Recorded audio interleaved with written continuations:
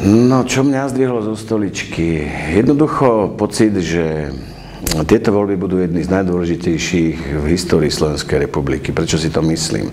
Myslím si to preto, že 23 rokov sme tu svedkami toho, že sa nám menia v podstate 2, 3, 4 strany, ktoré sa volajú, my sme štandardné strany, my sme demokratické strany, my sme kresťanské strany, my máme odborníkov. Dobre, toto by som všetko bral, pokiaľ by za nimi boli výsledky. Bohužiaľ dnes, keď sa akýkoľvek občan pozrie z okna alebo pozrie okolo seba, má bohužiaľ v úvodzovkách tú česť tie výsledky vidieť.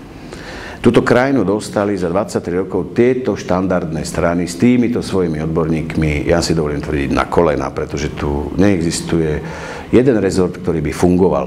Či idete za deckom do školy, vidíte, že kolabuje školstvo, či idete za babičkou do nemocnice, vidíte, že kolabuje zdravotníctvo, kolabuje súdnictvo, polícia, všetko.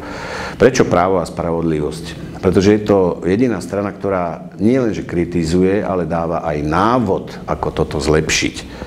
Cieľom strany Právo a spravodlivosť je, aby to právo a spravodlivosť začali v tejto krajine naozaj fungovať.